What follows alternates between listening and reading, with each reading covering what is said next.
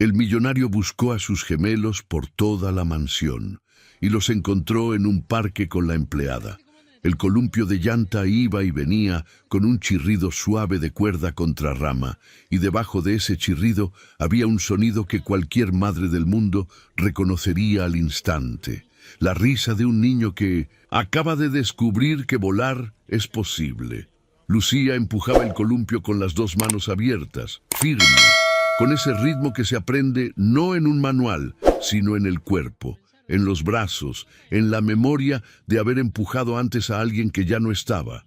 La llanta vieja subía hasta la altura de su cintura y volvía, subía y volvía, y adentro de la llanta, con las piernas colgando y los dedos agarrados al borde de hule, Iker se mecía con la boca abierta y los ojos cerrados y una risa que le salía del estómago como algo que llevaba 5 años guardado y que por fin tenía permiso de existir.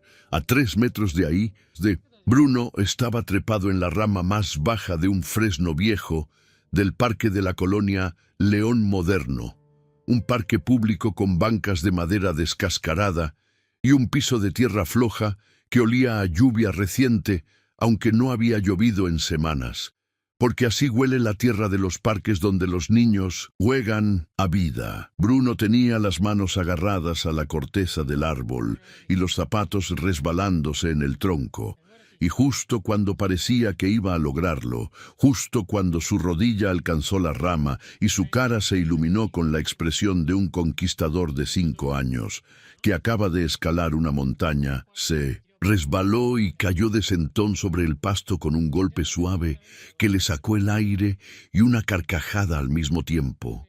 Lucía lo miró desde el columpio y se rió. No una risa de cortesía, ni una risa de trabajo, ni una risa de alguien que finge para que el otro se sienta bien. Era una risa real, una risa que le arrugaba los ojos y le sacudía los hombros y que le cambiaba la cara entera, como si la mujer que estaba parada en ese parque con el uniforme azul de empleada doméstica y los zapatos llenos de tierra fuera otra persona.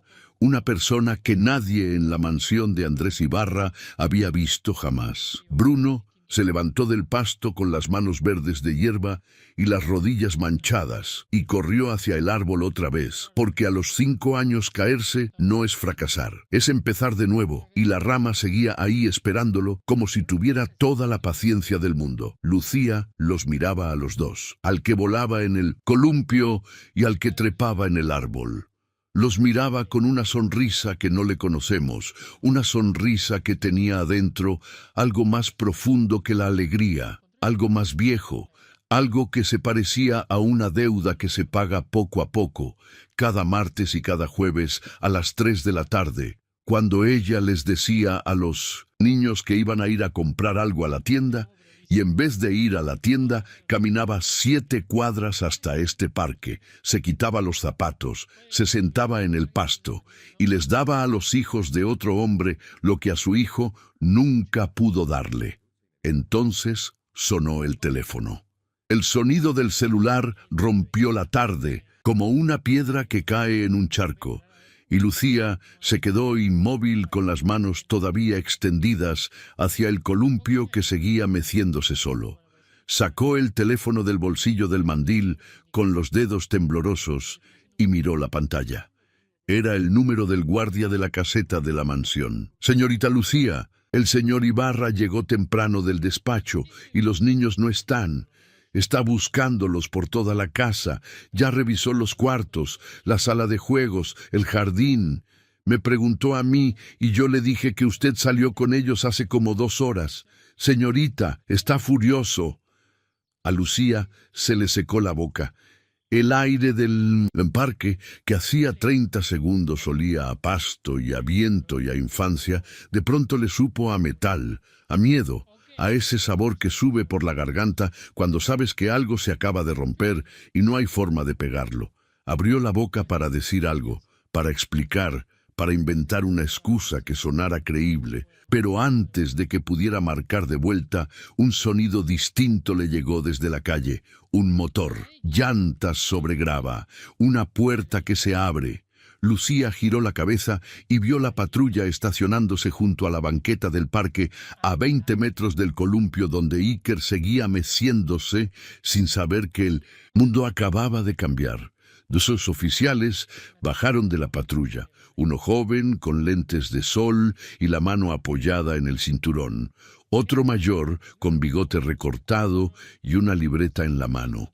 Caminaron hacia ella despacio, con ese paso que tienen los uniformados cuando no están seguros de lo que van a encontrar, pero ya decidieron que alguien hizo algo mal. Buenas tardes, señorita. Recibimos un reporte de una vecina. Dice que hay una mujer con uniforme de servicio doméstico acompañada de 2 menores que no parecen ser de ella. Lucía sintió que el piso se le movía debajo de los pies.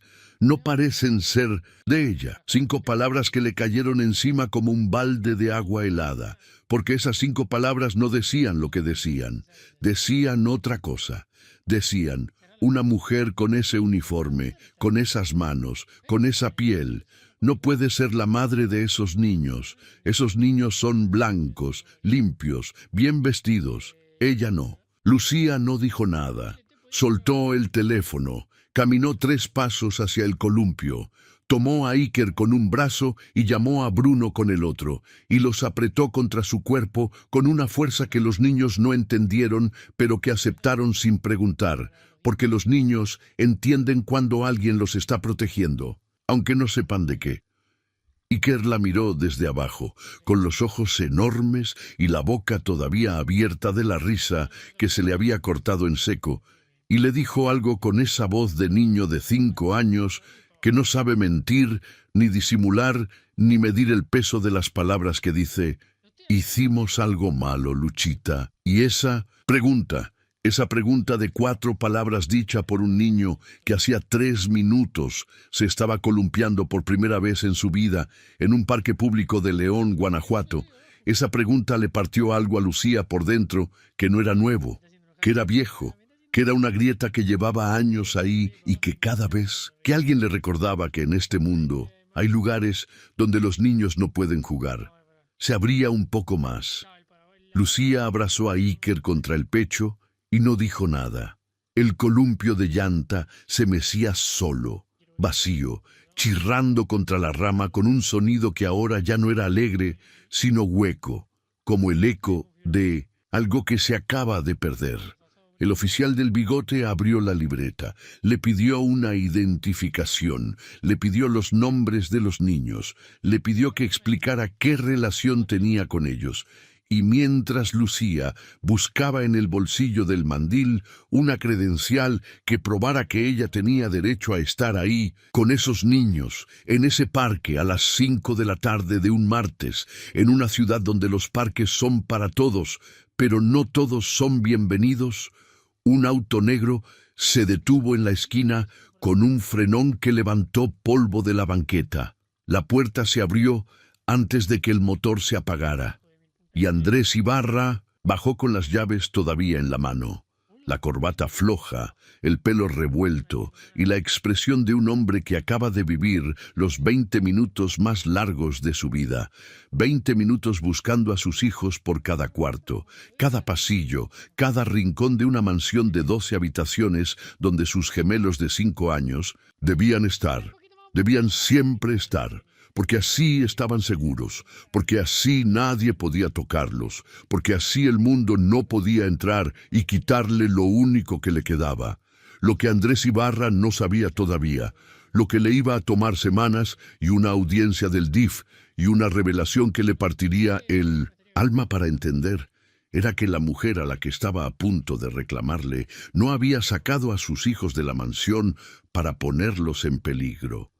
Los había sacado para salvarlos, porque Lucía Reyes sabía algo que Andrés no sabía, algo que había aprendido de la peor manera posible, algo que le había costado la vida de alguien que cabía entero en sus brazos, que a un niño al que nunca lo dejan salir, un día se le acaba la paciencia y sale solo. Y cuando eso pasa, nadie está ahí para atraparlo. Andrés cruzó la calle sin mirar a los lados.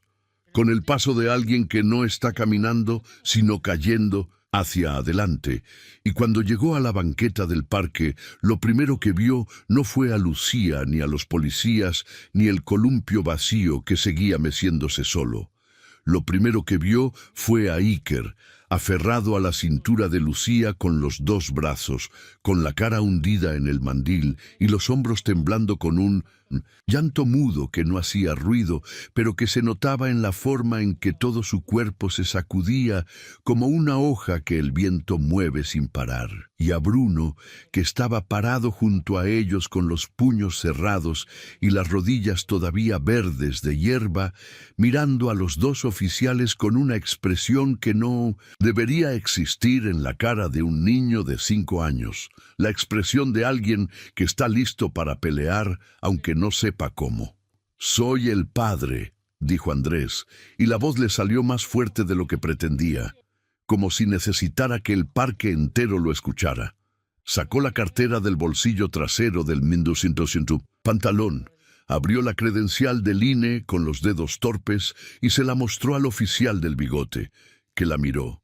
Miró a los niños, miró a Lucía, miró a Andrés otra vez y asintió despacio con esa expresión de quien sabe que acaba de perder 15 minutos de su turno en algo que no era lo que parecía. «Disculpe la molestia, señor». Una vecina hizo el reporte. Protocolo. El otro oficial, el joven, cerró la libreta sin haber escrito nada. Se subieron a la patrulla. El motor arrancó. Las luces giraron una vez. Apenas un destello rojo y azul que pintó la cara de Iker por medio segundo y que hizo que el niño se aferrara más fuerte a Lucía, como si el color de esas luces significara algo que él no podía nombrar, pero que su cuerpo reconocía como peligro. La patrulla se fue. El parque se quedó en silencio. Lucía estaba de pie con los dos niños pegados a ella, y algo le había cambiado en la cara. No, era miedo. El miedo ya se le había ido. Lo que quedaba era algo peor, algo más lento, más pesado, algo que se parecía a la humillación, pero que iba más hondo, como una quemadura que no se ve por fuera, pero que por dentro sigue ardiendo.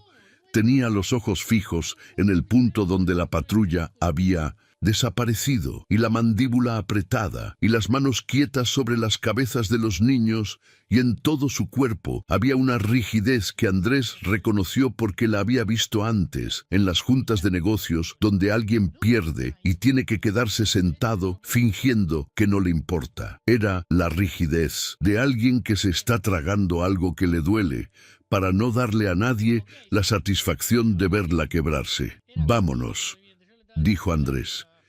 Y la palabra le salió seca, cortante, con el tono de un hombre que está acostumbrado a dar órdenes y que no sabe hablar de otra forma cuando algo le desordena el mundo. Lucía tomó a los niños de la mano, Iker con la derecha, Bruno con la izquierda. Caminaron hasta el auto negro de Andrés en silencio, un silencio espeso que se podía masticar, y los niños subieron al asiento trasero sin decir nada, con esa obediencia automática que tienen los hijos que saben cuándo un adulto está enojado, aunque nadie les haya dicho nada. Andrés manejó de vuelta a la mansión por la avenida López Mateos, con las manos apretadas sobre el volante y los ojos fijos en el semáforo como si el semáforo tuviera la culpa de todo. Lucía iba en el asiento del copiloto con las manos juntas, en el regazo, y la mirada clavada en el tablero.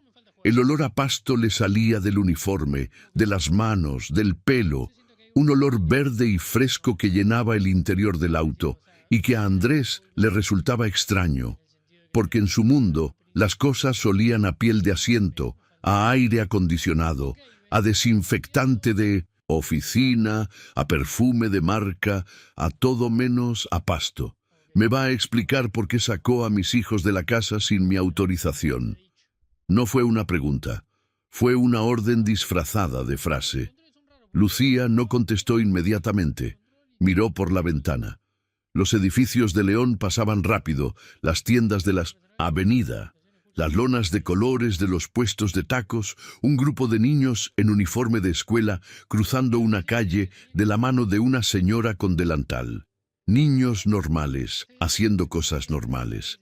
Entonces dijo algo que Andrés no esperaba, con una voz que no tenía ni disculpa, ni miedo, ni sumisión.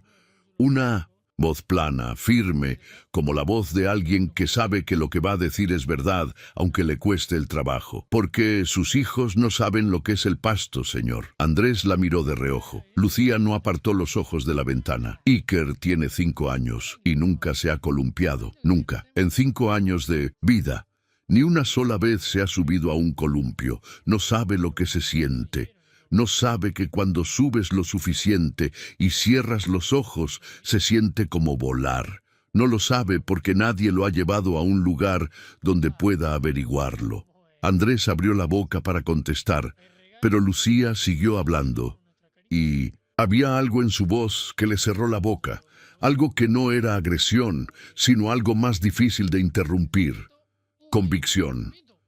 Bruno dibuja árboles en todos sus cuadernos, árboles y más árboles, pero nunca ha tocado uno, nunca ha puesto las manos en la corteza de un tronco, nunca se ha trepado a una rama, nunca se ha caído de sentón en el pasto y sentido cómo la tierra le moja los pantalones.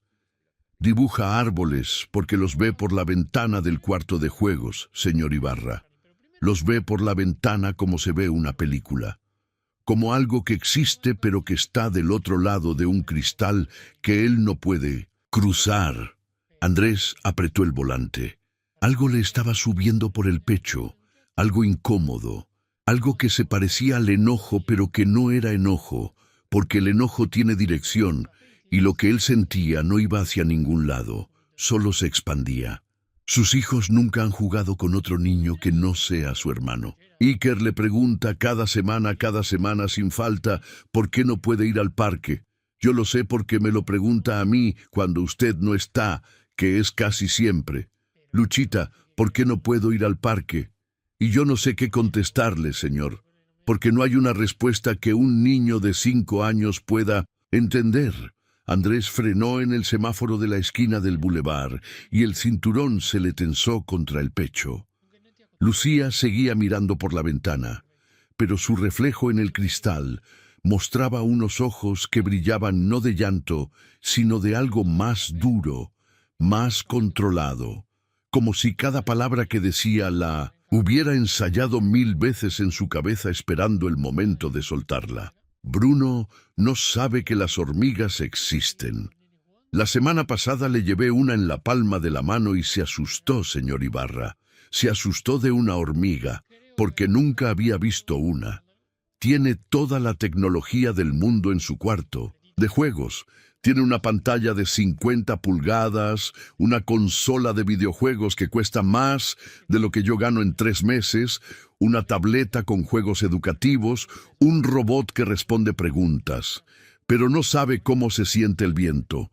No sabe que cuando corres en el pasto, el viento te pega en la cara y te hace cerrar los ojos. No lo sabe porque en su casa, señor, no hay viento, hay aire acondicionado. Andrés estacionó el auto frente a la reja de la mansión. Las luces del jardín ya estaban encendidas, esas luces que se prendían solas a las 6 de la tarde, porque todo en esa casa funcionaba con automatización, con sensores, con sistemas que controlaban la temperatura, la iluminación, el riego del jardín, las cerraduras de las puertas, y que convertían la mansión en una cápsula perfecta donde nada entraba que no estuviera programado para entrar. Lucía se bajó del auto antes de que Andrés apagara el motor.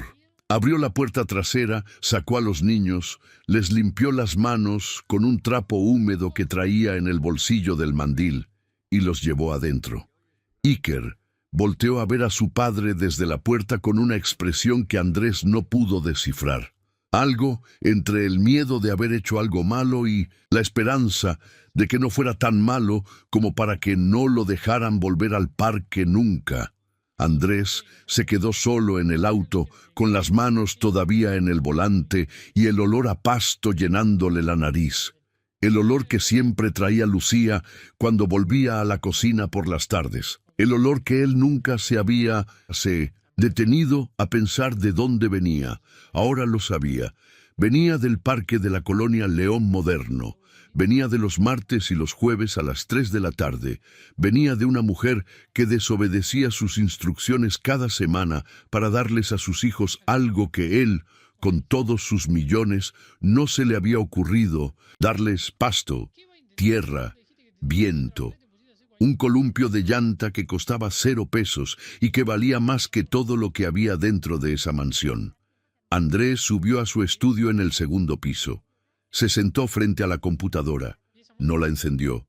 Se quedó mirando la pantalla apagada, viendo su propio reflejo. Y, en ese reflejo, vio algo que no le gustó.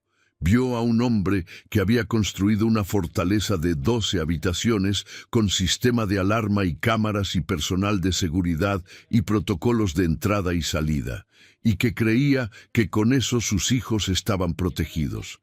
¿Pero protegidos de qué? De la calle, del tráfico, de los desconocidos, de los accidentes, de todo lo que podía salir mal en un mundo que él no podía controlar. Protegidos de todo, menos de lo que les estaba haciendo él. Entonces recordó algo. Abrió el cajón inferior del escritorio, el cajón donde guardaba las cosas que no quería ver, los papeles que firmaba sin leer, los recibos que archivaba sin mirar, las cosas que le recordaban que no todo se podía resolver con un sistema. Sacó un sobre blanco con el logotipo de la clínica pediátrica de la Avenida Madero. Lo abrió. Adentro había un reporte de 3 páginas con fecha de hacía 6 meses. Lo había recibido después de la revisión anual de los gemelos. Lo había guardado en el cajón sin leerlo porque ese día tenía una junta con inversionistas y porque el pediatra le había dicho por teléfono que los niños estaban bien de salud, y eso le había bastado. Ahora leyó el reporte entero y cada línea le pesó más que la anterior. Los pacientes Iker y Bruno Ibarra presentan indicadores consistentes con aislamiento social prolongado, limitada exposición a entornos exteriores, habilidades de interacción con pares no desarrolladas para su edad. Se recomienda con urgencia actividad al aire, libre supervisada, integración con otros niños y reducción significativa de tiempo de pantalla. El confinamiento prolongado puede generar ansiedad, dificultad de adaptación escolar y retraso en el desarrollo socioemocional. Andrés leyó la palabra confinamiento 3 veces. La primera vez la leyó como dato. La segunda vez la leyó como diagnóstico. La tercera vez la leyó como acusación. Porque confinamiento no era una palabra que se usara para describir niños que vivían en una mansión con jardín y sala de juegos y todo lo que el dinero podía comprar. Confinamiento era una palabra que se usaba para describir a alguien que no puede salir, y sus hijos no podían salir. Cerró el reporte, lo dejó sobre el escritorio. Se recargó en el respaldo de la silla y se quedó mirando el techo con los ojos abiertos, sintiendo algo que le bajaba por el pecho como agua fría, lento, pesado, imposible de detener. Y en algún lugar de la planta baja, en la cocina, Lucía estaba calentando leche para los gemelos en una olla de peltre que era lo único en esa cocina que no era de acero inoxidable.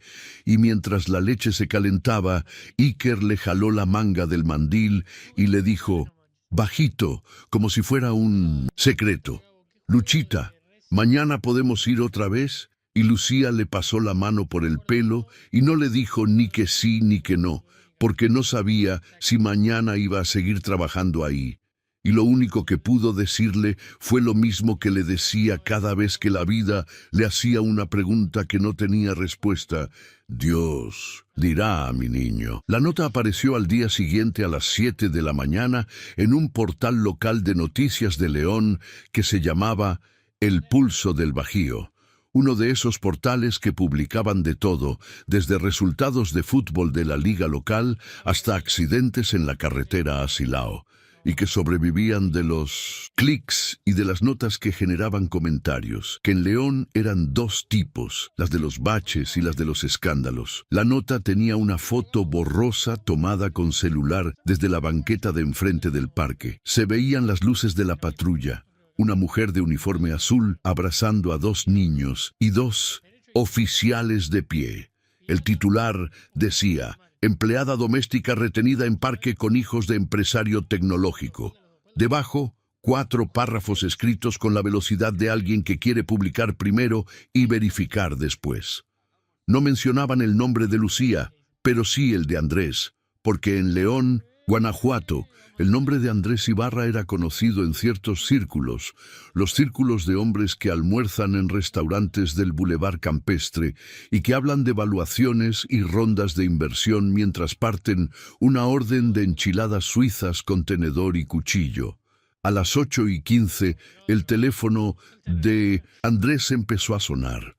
Primero un mensaje de un socio menor que le mandó el enlace con un emoji de cara preocupada. Después, una llamada de la asistente del despacho que le preguntó si había visto lo del portal. Después, otra llamada y otra, hasta que a las 9 de la mañana Andrés dejó el teléfono boca abajo sobre el escritorio de su estudio y apretó los ojos con las palmas de las manos, presionando fuerte, como si pudiera borrar lo que estaba pasando con la presión de los dedos sobre los párpados.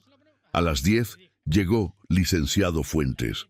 Rodrigo Fuentes era socio de Andrés desde hacía 6 años, el hombre que manejaba las relaciones públicas de la empresa, el que hablaba con los clientes cuando Andrés no quería hablar, el que sabía cómo funcionaba la imagen y cuánto costaba perderla. Tenía 45 años, trajes que siempre parecían nuevos, un reloj que le gustaba enseñar apoyando la muñeca sobre la mesa en las juntas y una sonrisa que podía cambiar de cálida a fría en medio segundo sin mover un solo músculo que no fuera necesario. Entró al estudio de Andrés sin tocar la puerta, con el teléfono en la mano y la nota del portal abierta en la pantalla. ¿Ya viste esto? Andrés no levantó la cara. Ya lo vi. Andrés, esto nos está costando imagen. Ya tengo 3 mensajes de clientes preguntando. Uno de ellos es el del contrato de Querétaro, el grande. Si esto crece, vamos a tener un problema. No es un problema de imagen, Rodrigo.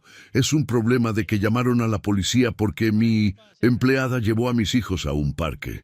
Fuentes se sentó en la silla frente al escritorio, cruzó la pierna y bajó la voz, como hacen los hombres que están a punto de decir algo que saben que no va a gustar. Andrés, tienes que despedirla. Hoy, antes de que esto crezca, le das su liquidación, le agradeces y se acabó. Sin escándalo, sin nota de seguimiento, sin nada. Mañana esto ya no existe. Andrés lo miró por primera vez. No la voy a despedir.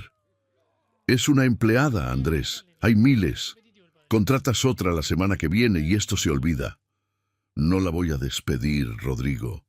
Fuentes lo miró con esa expresión que usaba cuando alguien tomaba una decisión que él consideraba irracional, una mezcla de paciencia calculada y desaprobación contenida, la cara de un hombre que sabe que tiene razón y que está esperando a que el otro se dé cuenta solo. Como quieras, pero si el DIF se mete, esto se convierte en otra cosa, y ahí ya no te puedo ayudar. Se fue sin cerrar la puerta. Y como si las palabras de Fuentes hubieran sido una invocación, a las 2 de la tarde de ese mismo día, un sobre blanco con sello oficial llegó a la mansión en manos de un mensajero que pidió firma de recibido. Andrés abrió el sobre en la cocina, parado junto a la barra de granito donde nunca cocinaba nadie porque la comida la hacía Lucía, y antes de Lucía la hacía otra empleada, y antes de esa otra, porque Andrés Ibarra no sabía hacer ni un huevo estrellado y nunca se le había ocurrido aprender. Adentro del sobre había una notificación del Sistema para el Desarrollo Integral de la Familia del Estado de Guanajuato. una investigación abierta por posible situación de riesgo para menores. Una trabajadora social programada para visitar el domicilio dentro de 72 horas.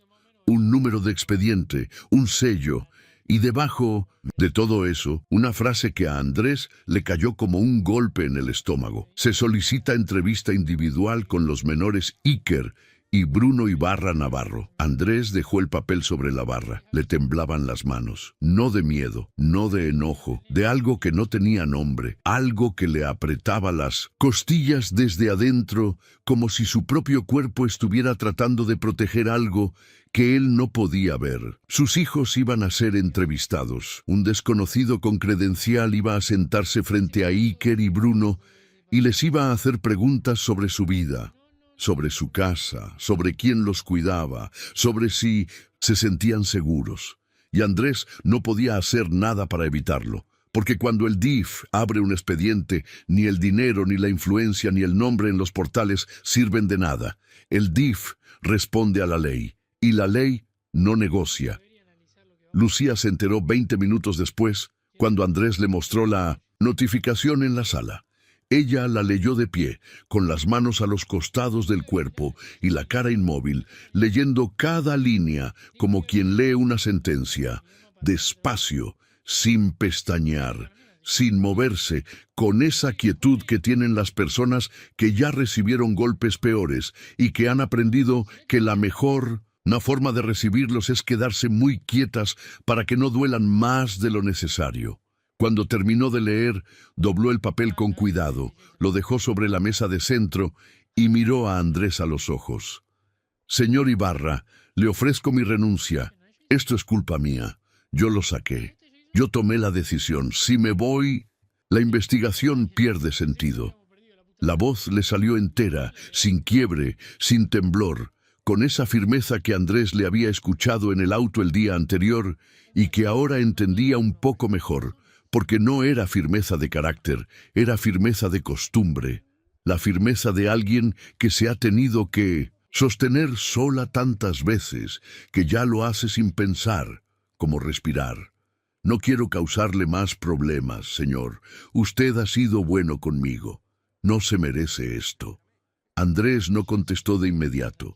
Se quedó de pie, mirando a esa mujer de 28 años, que le estaba ofreciendo su trabajo para protegerlo a él que ganaba en un día lo que ella ganaba en un mes, a él que tenía abogados y socios y contactos y una mansión de 12 habitaciones, y que a pesar de todo eso estaba parado en su propia sala sintiéndose más pequeño que la mujer del uniforme azul que olía a pasto y que acababa de poner su dignidad sobre la mesa sin pedir nada a cambio. «Suba a hacer su maleta si quiere», dijo Andrés, y la voz le salió extraña, como si estuviera hablando desde un lugar más blando de lo habitual, un lugar que no usaba en las juntas, ni en las llamadas, ni en ningún lado. «Pero le aviso que no la voy a aceptar». Lucía lo miró. «Señor, no, Lucía, usted no se va Fuentes antes que usted». Lucía no dijo nada más.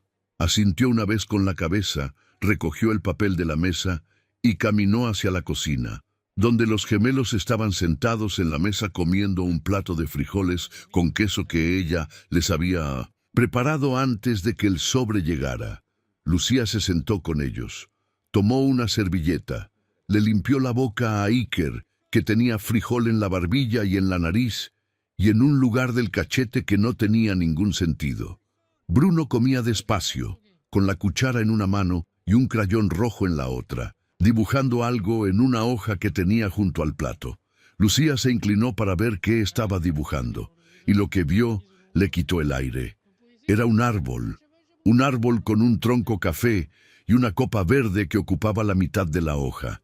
A un lado del árbol, un columpio de llanta colgado de una rama, con una rayita dentro que era una persona meciéndose, y debajo del árbol 3 figuras de palitos, una grande con un triángulo que era la falda, y 2 pequeñas a cada lado tomadas de la mano de la grande.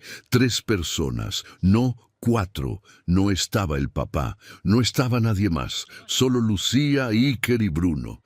El parque era su mundo. Lucía, su centro, y debajo del dibujo, con letras torcidas que se subían y se bajaban, como si la línea invisible donde se supone que van las letras no existiera, Bruno había escrito algo que le tomó un esfuerzo enorme porque estaba aprendiendo a escribir y las letras todavía se le volteaban y las S le salían al revés. Mi lugar favorito. Lucía tomó el dibujo con las dos manos, lo miró durante 10 segundos que se estiraron como si fueran horas. Se mordió el labio inferior con fuerza, con esa fuerza que las mujeres usan cuando necesitan sentir un dolor pequeño para no sentir uno grande, y puso el dibujo boca abajo sobre la mesa con cuidado, como si fuera algo frágil que podía romperse. Se levantó, dijo que iba a su cuarto un momento, caminó por el pasillo con pasos rápidos y cerró la puerta del cuarto de servicio detrás de ella. Iker dejó de comer, miró hacia el pasillo por donde Lucía se había ido. Dejó la cuchara en el plato, se bajó de la silla, caminó hasta la puerta del cuarto de Lucía y se sentó en el piso, con la espalda recargada contra la pared y las piernas estiradas, y se quedó ahí, sin moverse, sin hablar, sin hacer nada, solo sentado en el piso frente a una puerta cerrada esperando a que alguien que no era su mamá, pero que se sentía como lo más cercano que tenía a una saliera de ese cuarto. Bruno siguió dibujando. Otro árbol, más grande, con más ramas, y esta vez, en vez de 3 figuras, dibujó 4. La cuarta era más alta que las otras 3 y no tenía falda. Tenía corbata y estaba parada un poco lejos del grupo, como si no supiera exactamente dónde ponerse, como si quisiera estar ahí, pero no estuviera segura de que la invitaron. Andrés pasó por la cocina camino a su estudio y vio el dibujo sobre la mesa. Lo levantó, lo miró, vio al hombre de la corbata parado lejos del grupo. Y algo se le movió por dentro, algo que se parecía a la vergüenza, pero que era más profundo, como el momento en que ves una foto tuya y no reconoces a la persona que te devuelve la mirada. Al día siguiente, Andrés canceló sus juntas de la mañana, no avisó a Fuentes, no avisó a la asistente, no avisó a nadie, simplemente no se conectó. Dejó el teléfono en el escritorio del estudio con la pantalla hacia abajo. Se puso unos jeans que llevaba meses sin usar y que le costó trabajo encontrar porque estaban al fondo del closet detrás de los trajes, y bajó a la cocina a las 9 de la mañana. Lucía estaba dándoles de desayunar a los gemelos. Iker comía un plato de huevos revueltos con salchicha, mientras Bruno dibujaba en la orilla de una servilleta con un crayón morado que tenía la punta gastada hasta la mitad. Andrés se paró en la puerta de la cocina y los miró un momento, y, por primera vez en mucho tiempo, los miró sin calcular horarios, sin revisar si estaban cumpliendo la rutina, sin pensar en qué sistema de la casa necesitaba mantenimiento. Los miró como un padre que simplemente mira a sus hijos desayunar en una mañana cualquiera. Lucía, ¿dónde queda el parque? Lucía levantó la cabeza del plato de Bruno con una expresión que Andrés no le había visto antes. Una mezcla de sorpresa y algo que se parecía a la cautela, como la cara de alguien a quien le ofrecen algo bueno, pero que ha aprendido que las cosas buenas a veces vienen con trampa. El parque, señor. El parque. El de la colonia León Moderno. El del columpio. Iker soltó el tenedor. Lo soltó con un ruido metálico contra el plato que hizo que Bruno levantara la cabeza del dibujo. Los ojos de Iker se abrieron redondos, enormes, con esa capacidad que tienen los niños de 5 años de convertir una frase en un acontecimiento del tamaño del mundo. ¿Vamos a ir al parque, papá? Andrés lo miró. Iker lo miraba de vuelta con la boca abierta y un pedazo de huevo revuelto pegado en la comisura del labio. «Vamos a ir al parque». Iker se bajó de la silla tan rápido que tiró el vaso de jugo sobre la mesa y el jugo de naranja se extendió por la superficie de madera y goteó al piso, y a Iker no le importó, y a Andrés tampoco, y eso fue algo que los dos notaron sin decirlo, porque en esa casa un vaso tirado siempre había sido un problema, y ahora no lo era. Lucía los llevó. Manejó a Andrés con las indicaciones de ella, por la avenida López Mateos hasta la calle de los Naranjos, luego 2 cuadras a la derecha, luego hasta el fondo donde la banqueta se acababa y empezaba el terreno del parque con su cerca de tubos oxidados y su letrero que decía Parque Público Municipal, con letras que el sol había deslavado hasta hacerlas casi invisibles. Andrés se estacionó en la calle de tierra, se bajó, miró el parque, y lo primero que pensó fue que aquello no se parecía en nada a lo que él llamaría un parque. No tenía el pasto podado de los fraccionamientos de la zona dorada de León. No tenía juegos de plástico importado con pisos de goma de seguridad. No tenía cámaras, ni vigilancia, ni sistema de riego. Tenía un piso de tierra floja con parches de pasto seco. Tenía 3 bancas de madera con la pintura descascarada. Tenía un columpio de llanta amarrado a la rama de un fresno con una cuerda gruesa que alguien había anudado con más voluntad que técnica. Tenía un par de árboles viejos con raíces que salían de la tierra como dedos. Y tenía algo que la mansión de Andrés Ibarra no tenía. Algo que ningún sistema de domótica podía instalar ni ningún contratista podía construir. Tenía espacio para correr. Iker salió del auto como un animal que lleva 5 años en una jaula y que de pronto ve una puerta abierta. Corrió hacia el columpio con los brazos abiertos, con las piernas moviéndose tan rápido que los tenis se le resbalaban en la tierra suelta, y cuando llegó, se trepó a la llanta con la habilidad que solo da la práctica de los martes y los jueves, se agarró del borde y se quedó ahí, esperando, mirando a su padre. «Empújame, papá». Andrés caminó hasta el columpio, se paró detrás de la llanta, la miró. Nunca había empujado un columpio en su vida, no porque no hubiera querido, sino porque nunca se le había ocurrido que eso fuera algo que un padre hace. En su cabeza, un padre proveía. Un padre pagaba la escuela, la comida, la casa, los médicos, la seguridad. Un padre construía muros para que nada entrara. Empujar un columpio no estaba en esa lista. Puso las manos en la llanta y empujó. Débil, torpe. La llanta se movió un poco y volvió. Iker lo miró por encima del hombro. «Así no, papá. Así lo hace Luchita, con las 2 manos fuerte cuando la llanta viene para atrás». Andrés empujó de nuevo, más fuerte. La llanta subió. Iker se rió. Andrés empujó otra vez.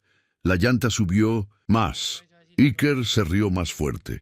Y Andrés sintió algo que le subía por los brazos y le llegaba al pecho, algo que no tenía nombre, algo que se parecía al orgullo, pero que era más simple que eso, más primitivo, más antiguo, como el placer básico de hacer algo con las manos que provoca la risa de tu hijo. Bruno estaba ya al pie del fresno, con las manos en la corteza y los ojos calculando la distancia hasta la primera rama como un ingeniero de 5 años que planea una escalada.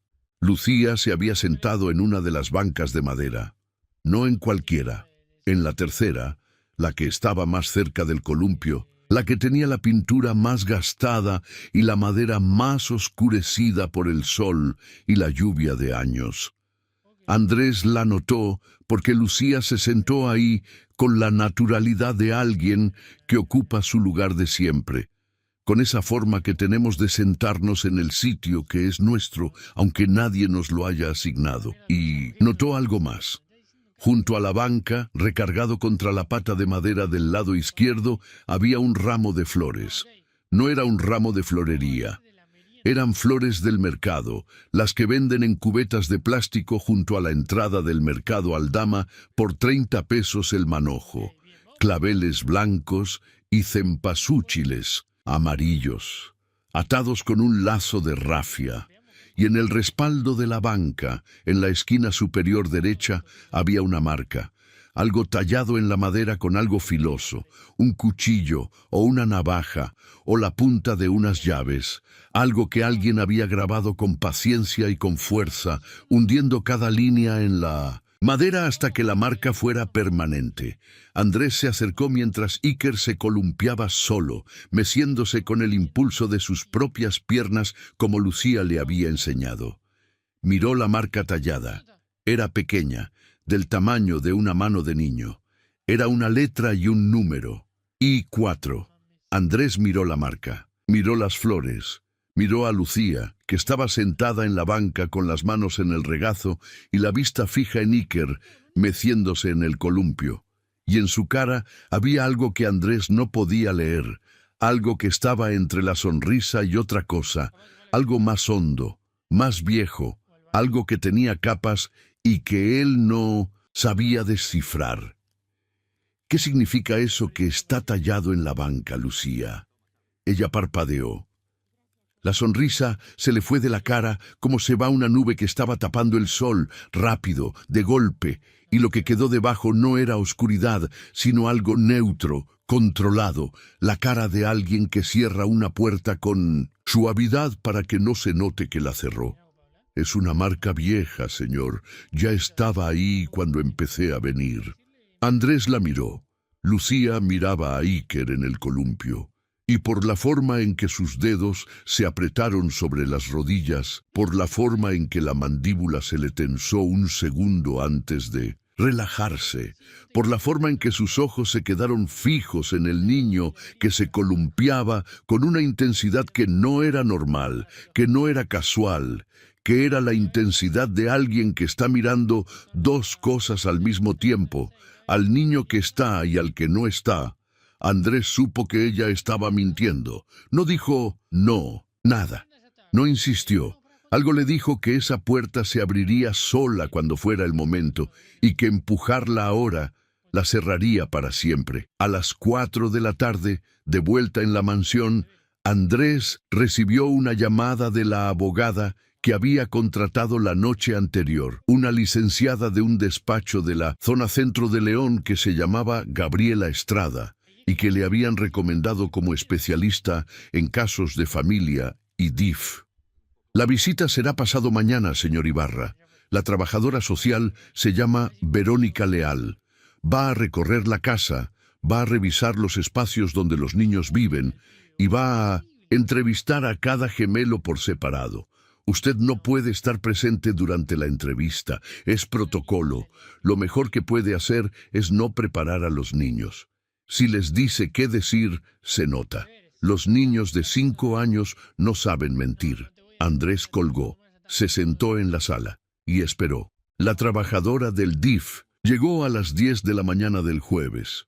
Se llamaba Verónica Leal, tenía 38 años, pelo recogido en una cola de caballo, una carpeta morada bajo el brazo y unos ojos que miraban todo sin juzgar nada, ojos entrenados para ver lo que las casas dicen cuando nadie está actuando. Recorrió la mansión con pasos lentos, miró los cuartos, miró el jardín cercado. Miró la sala de juegos con la pantalla de 50 pulgadas y la consola y el robot y la tableta. Miró la cocina donde no había un solo dibujo en el refrigerador, porque en esa casa los dibujos se guardaban en una carpeta dentro de un cajón. Tomó notas, no hizo comentarios. Luego pidió hablar con los gemelos. Primero con Iker, después con Bruno, por separado. En el cuarto de juegos, con la puerta cerrada. Andrés se quedó en la sala con las manos entre las rodillas y el corazón latiéndole en la garganta. Lucía se quedó en la cocina limpiando la misma barra de granito que ya había limpiado 3 veces, pasando el trapo en círculos que no servían para limpiar nada, sino para tener las manos ocupadas y no salir corriendo al cuarto de juegos a sentarse junto a los niños. Verónica Leal salió 40 minutos después. Tenía la carpeta abierta y algo escrito en las hojas que Andrés no podía leer desde la sala. Caminó hacia él. Se sentó frente a él con la carpeta sobre las rodillas. Señor Ibarra, voy a compartir con usted lo que sus hijos me dijeron, porque es mi obligación. Los entrevisté por separado. No se vieron ni se comunicaron entre ellos durante las entrevistas. Ambos contestaron con sus propias palabras. Abrió la carpeta. Le hice la misma pregunta a los dos. ¿Quién te cuida? Iker dijo, y cito, Luchita. Ella nos lleva al parque y nos deja correr. Bruno dijo, Lucía es la única que nos saca a jugar. Les pregunté si se sentían seguros en casa. Los dos dijeron que sí. Les pregunté si les gustaría cambiar algo. Iker dijo que me dejen ir al parque más días. Bruno dijo que papá venga al parque con nosotros. Verónica cerró la carpeta. Miró a Andrés con esos ojos que no juzgaban. Sus hijos están sanos, señor Ibarra. No hay evidencia de maltrato ni de negligencia en el sentido legal, pero están emocionalmente confinados. Esa es mi observación profesional y va a quedar en el expediente. Se levantó, le dio la mano, caminó hacia la puerta. Antes de salir, se detuvo. El parque no es un crimen, señor. A veces es una necesidad. La audiencia se programó para el lunes siguiente a las 10 de la mañana en las oficinas del DIF estatal, un edificio gris de 3 pisos en el centro de León, con pasillos que olían a desinfectante de piso y a café de máquina, con sillas de plástico alineadas contra las paredes y carteles de campañas de vacunación que nadie miraba. Andrés llegó a las 9:30 con la abogada Gabriela Estrada, que traía un portafolio negro con el expediente completo y una carpeta azul que contenía algo que Andrés le había entregado la noche anterior con las manos temblorosas: el reporte de la pediatra, que había sacado del cajón de su escritorio donde lo había enterrado durante 6 meses. Lucía llegó sola.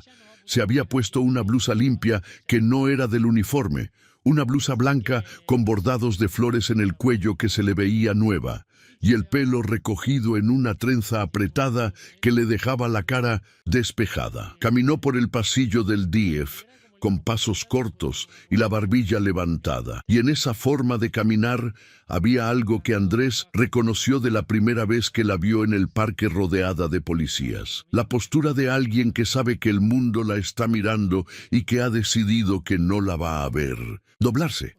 La audiencia se llevó a cabo en una sala pequeña con una mesa rectangular, 6 sillas, un ventilador de techo que giraba despacio sin refrescar nada, y una ventana que daba a un patio interior donde un gato atigrado dormía sobre una jardinera de cemento.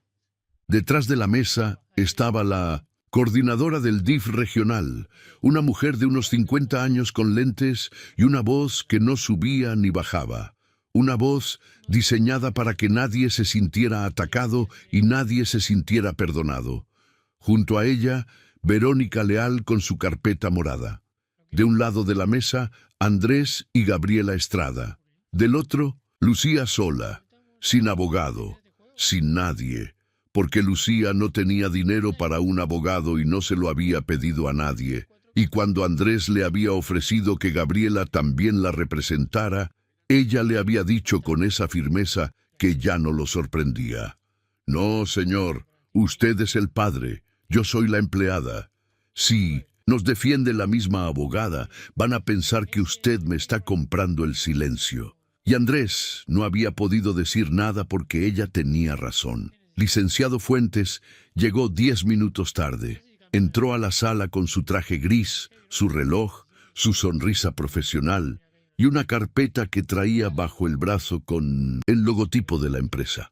Andrés lo miró con una expresión que oscilaba entre la incredulidad y algo más caliente, algo que se le fue acumulando en el pecho conforme entendió lo que estaba pasando. Fuentes había venido a testificar. Se había presentado como asociado profesional del señor Ibarra y había solicitado un turno para hacer una declaración voluntaria. La coordinadora se lo concedió. Fuentes habló durante 4 minutos con esa voz que usaba en las juntas, calibrada, segura, llena de palabras que sonaban responsables, pero que decían otra cosa. Dijo que Lucía había actuado de forma imprudente y unilateral. Dijo que había puesto a los menores en una situación de riesgo innecesario al sacarlos del domicilio sin autorización paterna ni supervisión adecuada. Dijo que la empresa del señor Ibarra tenía una reputación que proteger y que incidentes como este generaban un impacto negativo en el entorno profesional del padre. No miró a Lucía ni una sola vez mientras hablaba. Lucía lo escuchó con las manos juntas sobre la mesa y los ojos fijos en un punto de la pared detrás de él, inmóvil, como una piedra que el río rodea, pero no mueve. Cuando Fuentes terminó, la coordinadora le agradeció con esa voz plana y le pidió que se retirara. Fuentes salió de la sala sin mirar a Andrés. Entonces habló Gabriela Estrada. Abrió la carpeta azul, sacó el reporte de la pediatra, 3 páginas con sello de la clínica de la Avenida Madero. Lo puso sobre la mesa frente a la coordinadora y dijo algo que cambió el aire de la sala. Este es el reporte de la revisión anual de los menores Iker y Bruno Ibarra, emitido hace 6 meses por su pediatra de cabecera. El padre lo recibió y no lo leyó. El reporte recomienda con urgencia actividad al aire libre, integración social con pares y reducción de tiempo de pantalla. Utiliza la palabra confinamiento para describir la situación de los menores. La señorita Lucía Reyes no contaba con este reporte, no lo había visto, no sabía que existía, pero hizo exactamente lo que el reporte recomendaba sin necesidad de que un médico se lo dijera. Gabriela dejó el reporte sobre la mesa. La coordinadora lo tomó, lo leyó entero, se lo pasó a Verónica Leal. Verónica lo leyó, tomó notas, después pidió la palabra. Mi visita al domicilio confirma las observaciones del reporte médico. Los menores viven en condiciones materiales excepcionales. No hay evidencia de maltrato físico ni negligencia alimentaria. Sin embargo, el entorno presenta un patrón de aislamiento que es consistente con lo que el reporte describe. Los menores no tienen interacción regular con pares, no realizan actividades al aire libre y su desarrollo socioemocional muestra indicadores de restricción que ameritan atención. La coordinadora asintió. Miró a Lucía. Señorita Reyes, ¿tiene algo que declarar? Lucía miró a la coordinadora. Tragó saliva. Sus manos sobre la mesa se apretaron una contra la otra, los nudillos blancos, como si necesitara sostenerse de algo para que las palabras le salieran. Yo saqué a los niños sin permiso del señor Ibarra. Eso es verdad. Lo hice cada martes y cada jueves durante 8 meses. Los llevaba al parque de la colonia León Moderno. Les enseñé a columpiarse, a trepar árboles, a sentir el pasto. No le pedí permiso porque sabía que me lo iba a negar y no me arrepiento. La sala se quedó en silencio. Lucía continuó y su voz no temblaba, pero algo en ella se había abierto, algo que hacía que cada palabra saliera con un peso distinto, como si las estuviera sacando de un lugar que llevaba mucho tiempo cerrado. Esos niños no saben lo que es el mundo, señora. Tienen todo, les sobra todo. Pero nunca han corrido en un parque, nunca han sentido el viento, nunca han jugado con otro niño. Iker me pregunta cada semana por qué no puede ir al parque y yo no sé qué contestarle. Lo único que sé es que un niño de 5 años que no puede salir de su casa no es un niño protegido. Es un niño preso. La coordinadora la miró durante unos segundos. Tomó notas, miró el reporte de la pediatra, miró las notas de Verónica Leal, cerró el expediente. El DIF concluye que no existe situación de riesgo atribuible a la señorita Reyes. La acción de llevar a los menores a un espacio público supervisado no constituye una falta que amerite acción legal ni administrativa. Se recomienda al padre señor Ibarra implementar las recomendaciones del reporte pediátrico de forma inmediata. Se cierra el expediente. Lucía cerró los ojos. Un segundo, solo un segundo. Pero en ese segundo algo se le soltó en los hombros, algo que había estado cargando desde el momento en que la patrulla se había estacionado junto al parque y que ahora por fin podía dejar en el piso.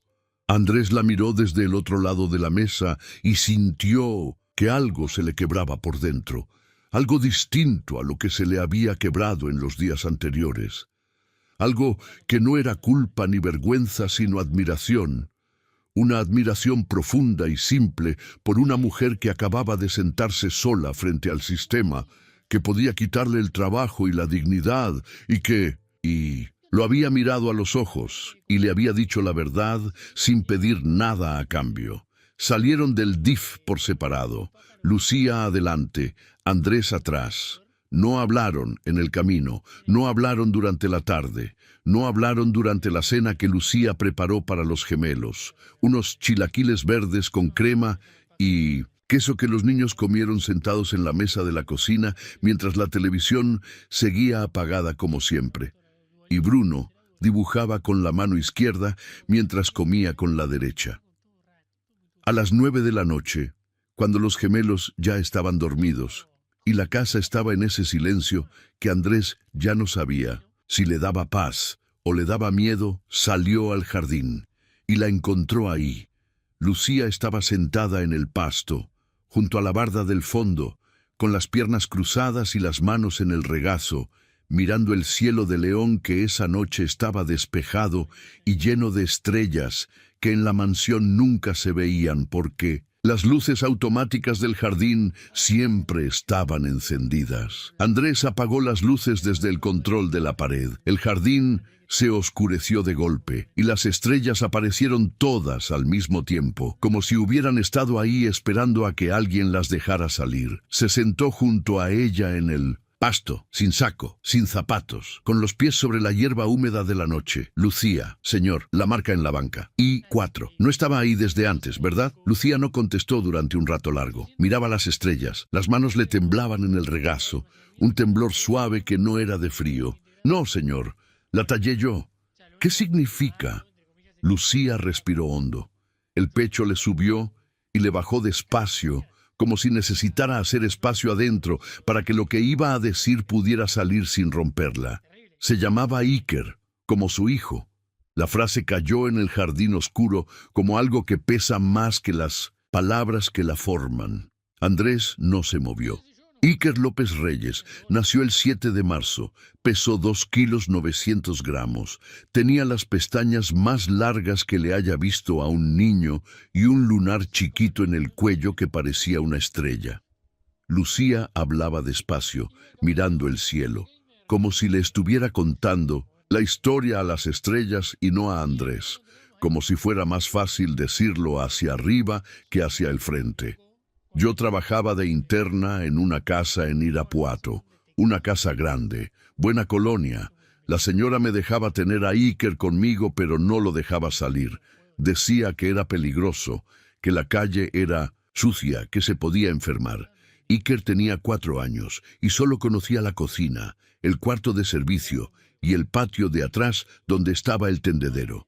Veía pájaros desde la ventana del cuarto, los miraba durante horas. Los miraba volar y me preguntaba cómo se sentía eso, volar. La voz de Lucía se adelgazó, no se quebró. Se hizo más delgada, como un hilo que se estira y que uno sabe que puede romperse en cualquier momento. Un jueves en la tarde yo estaba en la cocina haciendo de comer. Iker estaba en el cuarto. Lo sé porque lo dejé ahí 20 minutos antes, dibujando en el piso con unos crayones que yo le había comprado. La señora había salido al súper. La puerta de la azotea estaba abierta porque el plomero había subido a revisar el tinaco y se le olvidó cerrarla. Lucía se detuvo.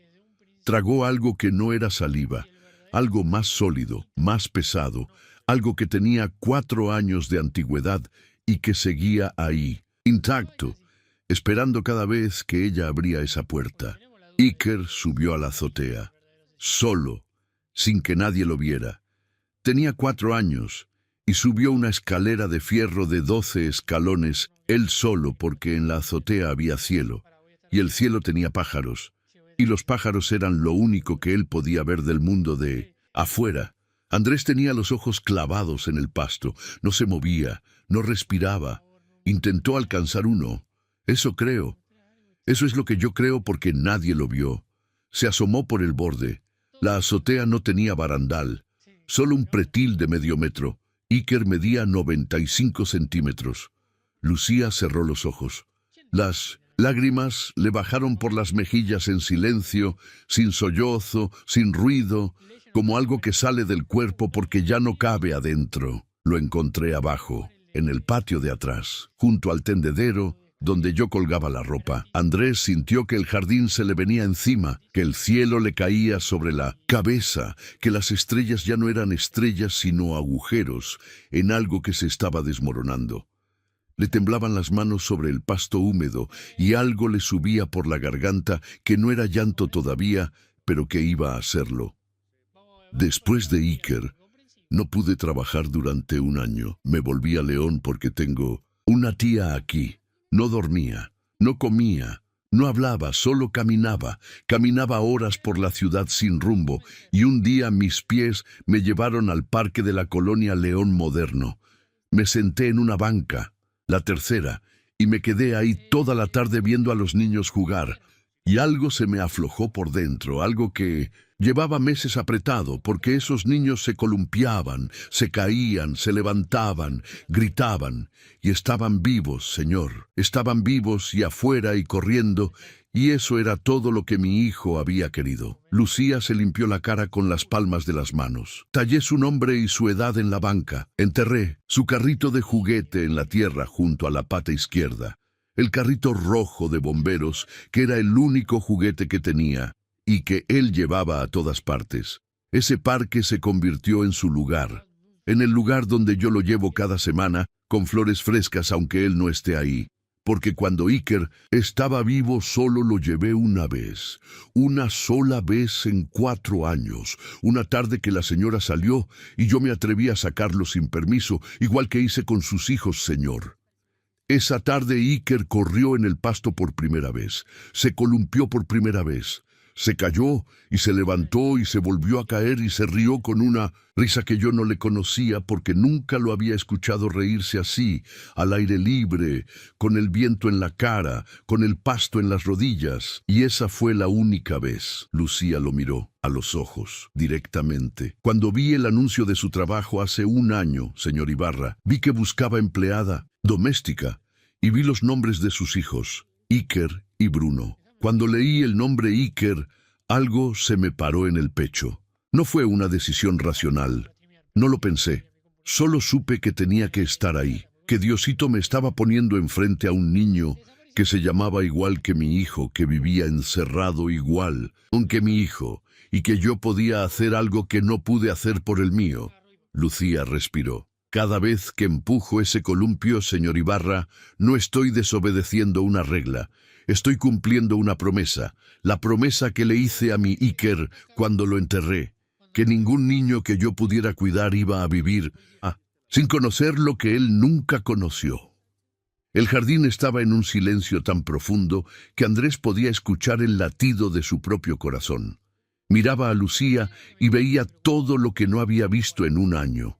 El olor a pasto que siempre traía, la firmeza que nadie entendía, las flores cada semana en una banca vieja, las tardes de martes y jueves que nadie autorizó, el nombre que la trajo hasta esa casa. Todo tenía sentido, todo encajaba, todo dolía con una intensidad que no se parecía a nada que Andrés hubiera sentido antes, porque no era su dolor, era el dolor de otra persona, y cargarlo era insoportable, y soltarlo era más. Andrés Ibarra se quedó sentado en el pasto de su propio jardín, descalzo, sin luces, con las estrellas arriba y la hierba húmeda abajo, y lloró.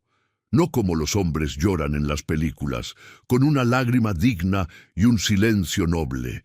Lloró como lloran los hombres, que no han llorado en años, y que cuando finalmente se les rompe la presa, el agua sale toda junta, sin control, sin forma, sin dignidad, y no les importa, porque lo que acaban de escuchar es demasiado grande para caber en un cuerpo que tiene los ojos secos. Andrés no durmió esa noche. Se quedó sentado en el pasto del jardín mucho después de que Lucía se levantara y caminara hacia su cuarto en silencio, y cuando por fin entró a la casa, eran las 2 de la mañana, y la única luz encendida era la del pasillo que llevaba al cuarto de los gemelos. Una luz que Lucía dejaba prendida cada noche, porque Iker le tenía miedo a la oscuridad total, y Bruno necesitaba poder ver la puerta si se despertaba. Andrés se quedó de pie en el pasillo mirando esa luz, y pensando que en 1 año nunca se había preguntado por qué esa luz estaba encendida, quién la prendía, quién sabía que sus hijos necesitaban esa luz para dormir tranquilos. Él no lo sabía. Lucía sí. A la mañana siguiente, a las 8, Andrés bajó a la cocina y le dijo a Lucía 4 palabras. «Lléveme a la banca». Lucía lo miró desde el fregadero donde estaba lavando los platos del desayuno. No preguntó cuál banca, no preguntó por qué. Se secó las manos en el mandil. Les pidió a los gemelos que se pusieran los zapatos y 20 minutos después estaban los 4 en el parque de la colonia León Moderno. En una mañana de martes que olía a tierra húmeda y a pan recién horneado que salía de una panadería de la calle de los Naranjos, cuyo nombre nadie recordaba pero cuyo olor todo el barrio conocía. Andrés caminó directamente a la banca, la tercera. Se sentó. Lucía se sentó junto a él. Los gemelos corrieron hacia el columpio sin que nadie les dijera nada, porque sus piernas ya conocían el camino, porque sus cuerpos ya sabían que cuando los pies tocaban la tierra del parque, las reglas de la mansión se quedaban del otro lado de la cerca de tubos oxidados. Andrés miró la marca tallada en la madera. I4. Pasó los dedos por las líneas. Sintió la profundidad de cada surco, cada trazo hecho con fuerza, con filo, con algo que no era rabia, sino necesidad. La necesidad de dejar una marca en el mundo que dijera que alguien existió, que alguien estuvo aquí, que alguien tuvo 4 años y un carrito rojo de bomberos y unas pestañas largas y un lunar en el cuello que parecía una estrella. Las flores estaban frescas, claveles blancos y cempasúchiles, amarillos como cada semana. Lucía las había traído esa mañana antes de salir, como las traía cada martes, como las traería cada martes mientras pudiera caminar hasta el mercado Aldama y pagar los 30 pesos del manojo y atarlas con rafia y ponerlas junto a la pata izquierda de la banca donde debajo de la tierra, a unos centímetros de profundidad, un carrito de bomberos rojo y desgastado llevaba años esperando a que su dueño volviera a jugar. Estuvieron sentados en silencio durante mucho tiempo. No fue un silencio incómodo.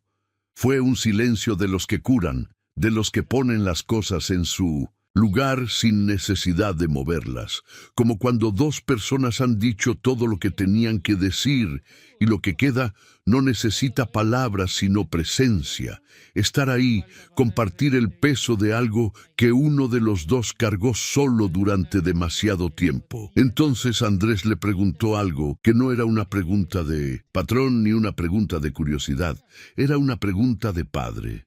¿Qué le gustaba hacer a su Iker? Lucía tardó en contestar. No porque no supiera la respuesta, sino porque la respuesta le dolía de una forma que no se podía preparar, una forma nueva cada vez, como una herida que sana por fuera, pero que por dentro sigue abierta y que cada vez que la tocas te recuerda que ahí hay algo vivo. «Correr», dijo Lucía, y la voz le salió suave, como si la palabra fuera algo frágil que podía romperse si la decía muy fuerte. Solo quería correr. Se paraba en el patio de atrás, el del tendedero que tenía como 4 metros de largo y corría de una pared a la otra, ida y vuelta, hasta que se cansaba. Y cuando se cansaba se sentaba en el piso y me decía, «Mamá, ¿afuera se puede correr más?» Y yo le decía que sí, que afuera se podía correr mucho más, hasta donde se te acaben las piernas.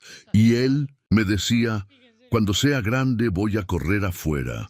Pero no llegó a ser grande, señor. Andrés cerró los ojos.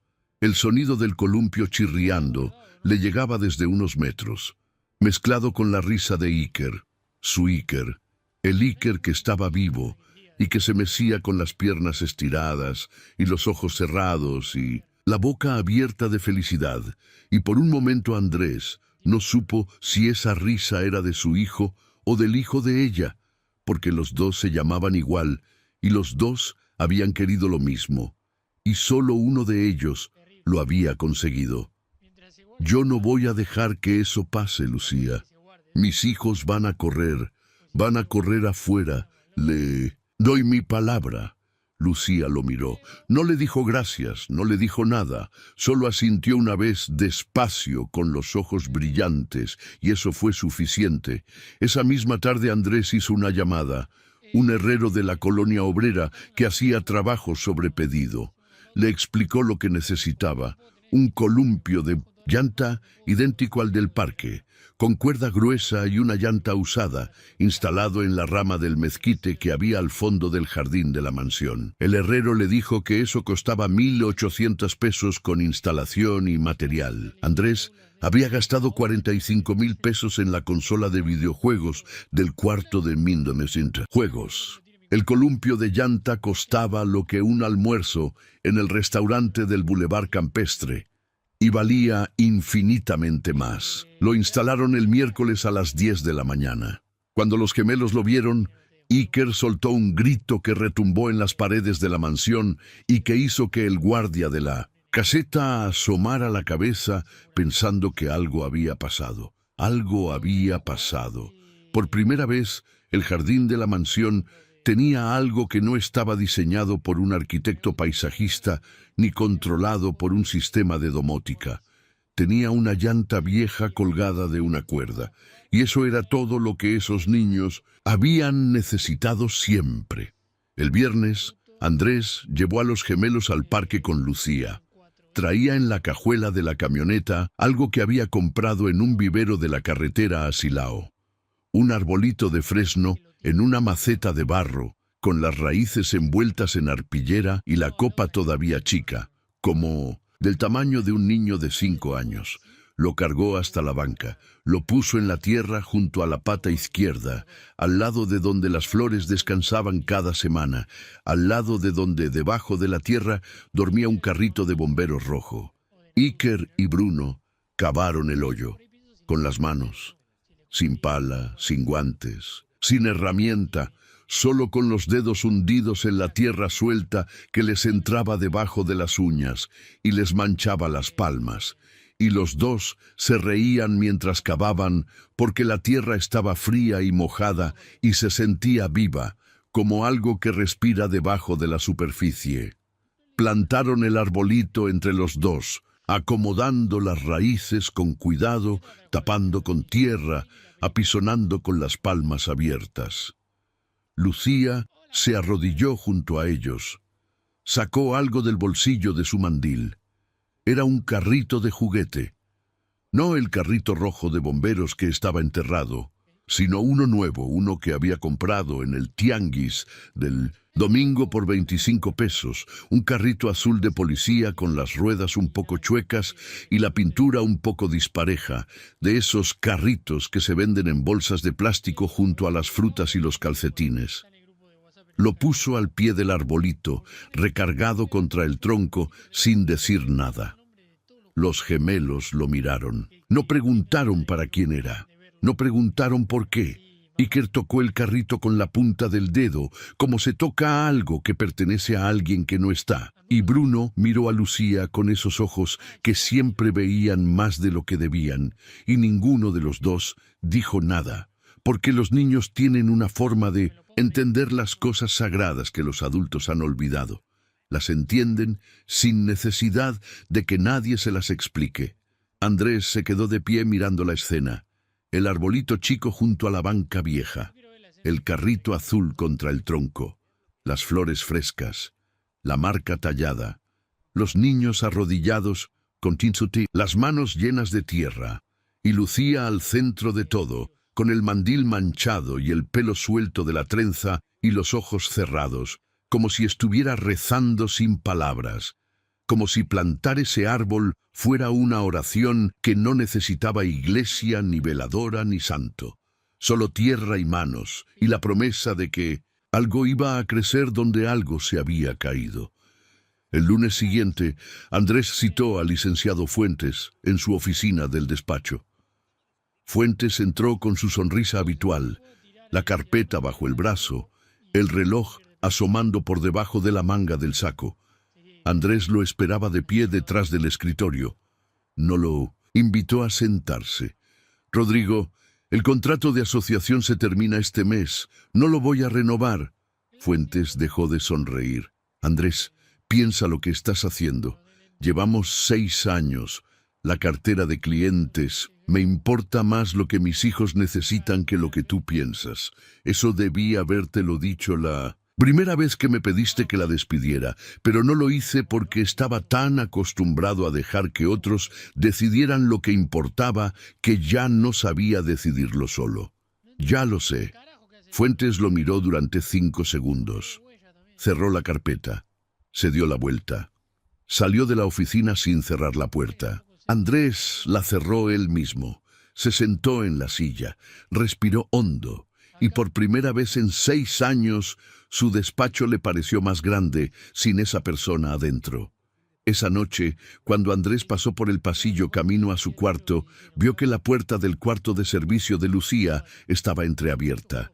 No quiso mirar, pero la luz de una veladora le llegó por la rendija, un resplandor naranja que temblaba suavemente contra la pared del pasillo, y junto a la veladora, recargada contra la pared, una foto pequeña y borrosa que mostraba a un niño corriendo en un parque con los brazos abiertos y la boca abierta de risa. Un niño que tenía las pestañas más largas del mundo y un lunar en el cuello que parecía una estrella, y que corría como si no hubiera paredes en ningún lugar del universo, como si el mundo entero fuera un patio sin fin donde las piernas nunca se acaban. Andrés siguió caminando por el pasillo.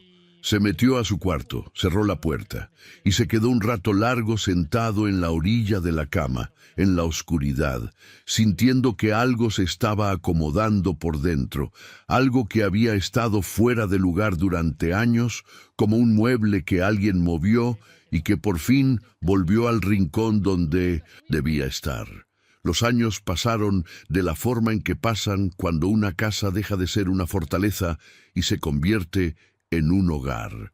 Despacio al principio, como si la vida necesitara asegurarse de que el cambio era de verdad, y después más rápido, como un río que encuentra su cauce y ya no necesita permiso para correr. 3 años, desde la tarde en que una patrulla se estacionó junto a un parque público de la colonia León Moderno y una mujer con uniforme azul abrazó a 2 niños contra su cuerpo mientras un oficial con bigote le pedía una identificación que probara que tenía derecho a estar ahí.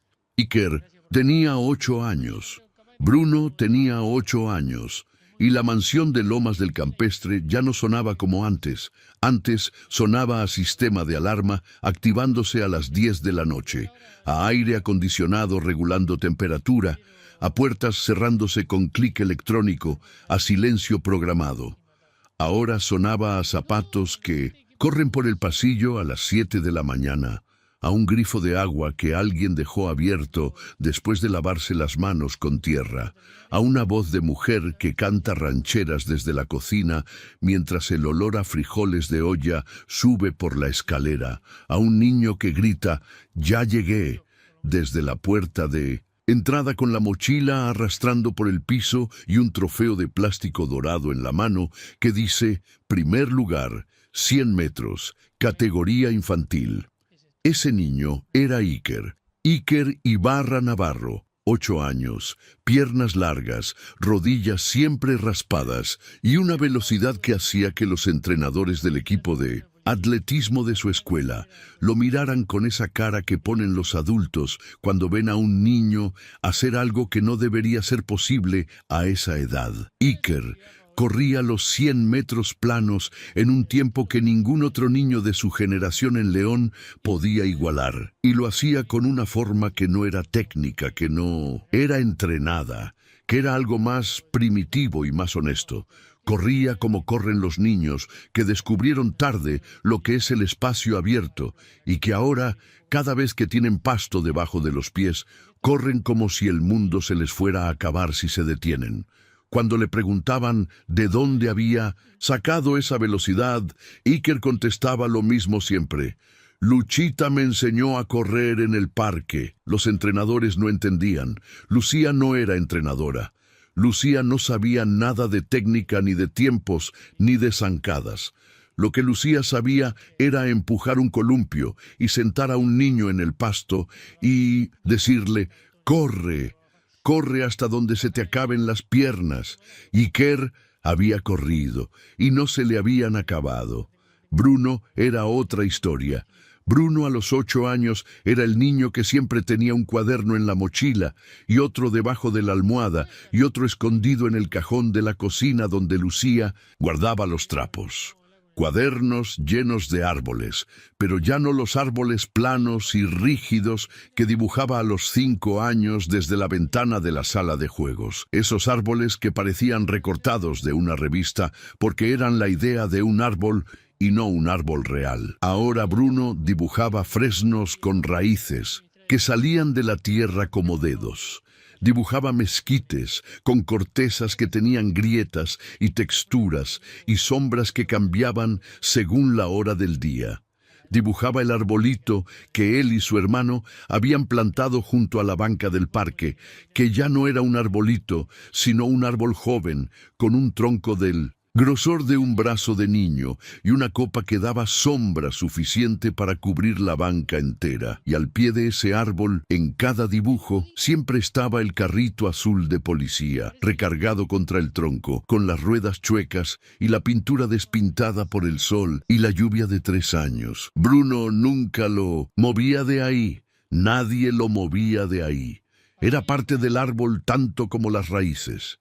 Lucía seguía en la casa, pero hacía más de 2 años que no era la empleada doméstica.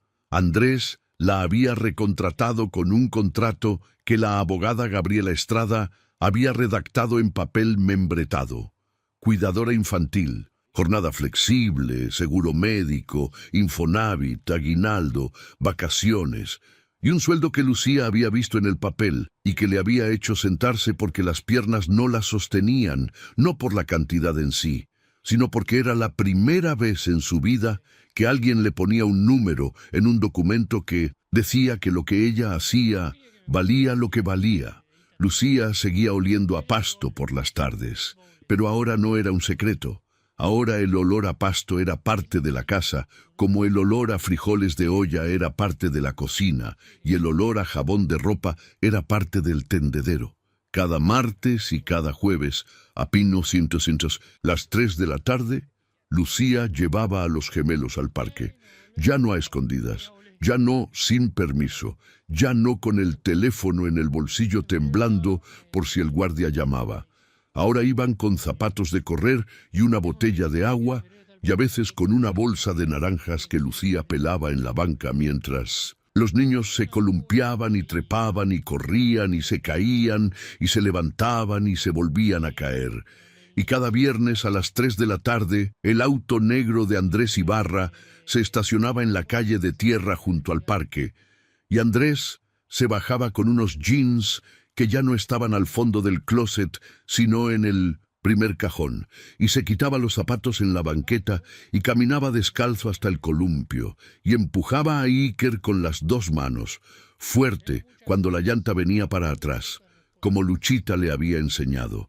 Lluvia o sol, frío o calor, cada viernes, sin falta, el parque se había salvado. Eso también era parte de la historia. 6 meses después de la audiencia del DIF, un aviso municipal había aparecido clavado en la cerca de tubos oxidados. El terreno del parque iba a ser vendido a una constructora para hacer un estacionamiento comercial. Lucía se lo dijo a Andrés una tarde de miércoles, con la voz tranquila pero con algo en los ojos que Andrés ya sabía leer. Algo que decía: esto me importa más de lo que puedo decir con palabras. Andrés hizo una llamada, después otra. Después se reunió con el director de Desarrollo Urbano del municipio en una oficina de la Presidencia Municipal de León que olía a café viejo y a expedientes apilados.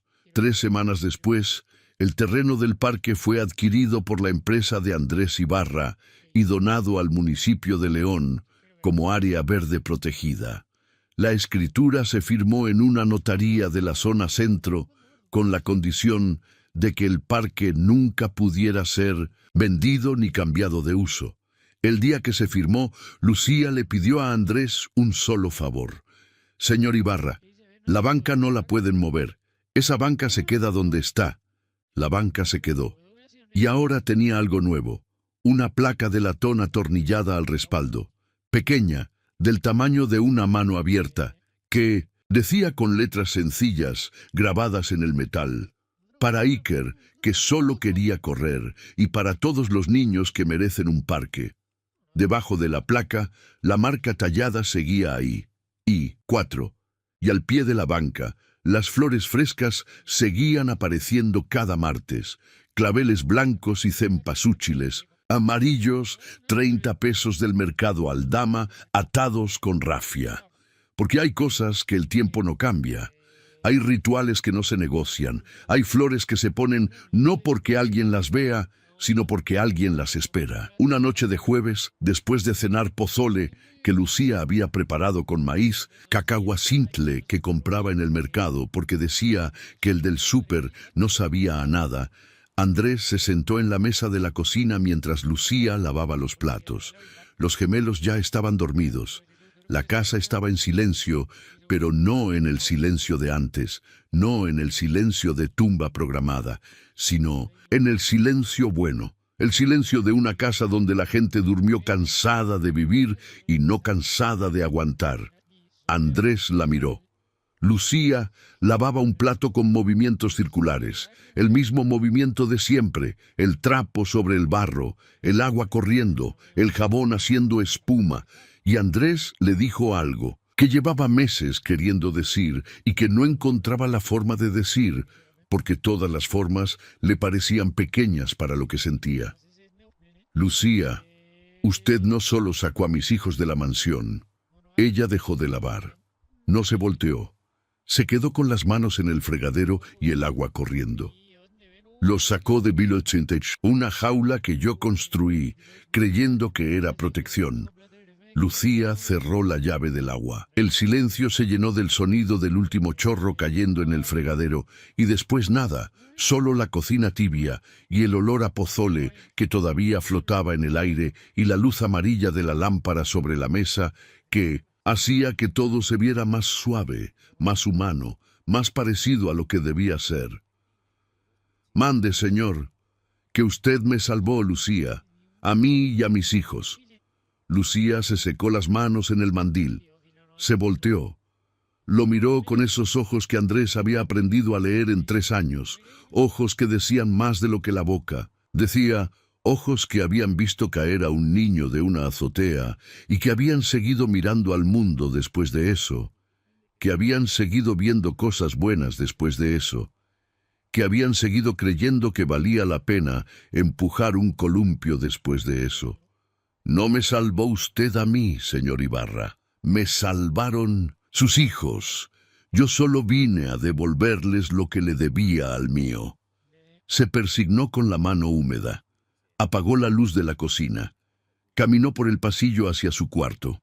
Y antes de cerrar la puerta, prendió la veladora junto a la foto del niño que corría en el parque con los brazos abiertos, y dijo lo mismo que decía cada noche, bajito, como si las paredes pudieran llevarle el mensaje: «Buenas noches, mi niño, tu mamá cumplió». Era un sábado de octubre, y el sol de León estaba haciendo esa cosa que hace el sol del Bajío cuando la tarde empieza a caer. Lo pinta todo de dorado, como si alguien hubiera derramado miel sobre los techos, los árboles, las bancas de madera descascarada de un parque público de la colonia León moderno, donde la vida había decidido contra toda probabilidad echar raíces. Iker estaba en el columpio de llanta. Tenía 8 años y las piernas ya le llegaban casi al piso cuando la llanta bajaba, pero se columpiaba igual que la primera vez, con los ojos cerrados y la boca abierta, y esa risa que le salía del estómago, como algo que no se puede contener ni se debe intentar. Una risa de niño que sabe lo que es volar porque alguien le enseñó que volar es posible si tienes una llanta, una cuerda y alguien que empuje. Bruno estaba colgado de una rama del fresno viejo, el mismo fresno del que se había caído de sentón la primera vez hacía 3 años. Solo que ahora sus manos sabían exactamente dónde agarrarse y sus piernas sabían exactamente dónde apoyarse y su cuerpo entero se movía entre las ramas con la confianza de alguien que conoce cada grieta de esa corteza porque la ha dibujado 100 veces en 100 cuadernos distintos. Desde la rama, Bruno podía ver todo el parque. Podía ver a su hermano columpiándose. Podía ver a otros niños jugando en la tierra suelta. Podía ver el arbolito que él y su hermano habían plantado, que ya no era un arbolito, sino un árbol joven, con una copa que daba sombra sobre la banca y que se mecía con el viento de la tarde como si estuviera saludando a alguien que no estaba, pero que siempre estaba. Y al pie del árbol, recargado contra el tronco, el carrito azul de policía seguía ahí, con la pintura casi borrada por el sol y las lluvias de 3 años, con las ruedas chuecas hundidas en la tierra, como algo que echó raíces junto al árbol y que ya era parte de él. Lucía estaba sentada en la banca, la tercera, la de siempre, con las manos en el regazo y los pies cruzados sobre la tierra, junto a un manojo de claveles blancos y cempasúchiles amarillos que había puesto esa mañana, donde los ponía cada semana, junto a la pata izquierda, junto a la marca tallada en la madera que decía I4, y que el tiempo había oscurecido pero no borrado, porque hay marcas que el mundo no puede borrar aunque quiera. La placa de latón brillaba con el sol de la tarde. Para Iker, que solo quería correr, y para todos los niños que merecen un parque.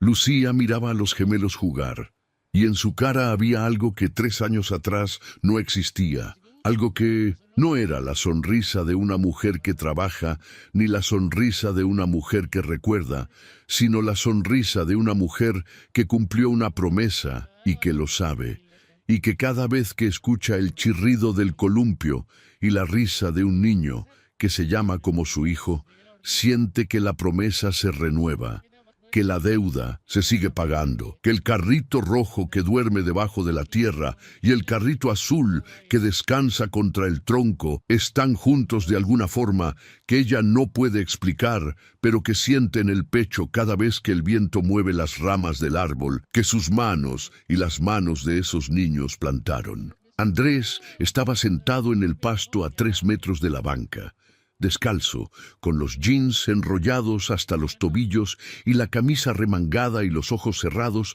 y el sol de octubre dándole en la cara. No miraba el teléfono, no revisaba correos, no calculaba horarios. Tenía las manos apoyadas en la tierra, los dedos hundidos en el pasto, y algo en su cara que se parecía a la paz. No la paz de los que no tienen problemas, sino la paz de los que entienden que algunos problemas no se resuelven con sistemas, sino con pasto, con tierra, con viento, con una llanta vieja y una cuerda, y alguien que sepa que lo que más importante que puedes darle a un niño no se compra en ninguna tienda, ni se programa en ningún sistema, ni se protege con ningún muro. Porque a veces lo más valioso del mundo es una llanta, una cuerda, un árbol, y alguien que empuje el columpio porque sabe lo que pasa cuando a un niño nunca lo dejan jugar.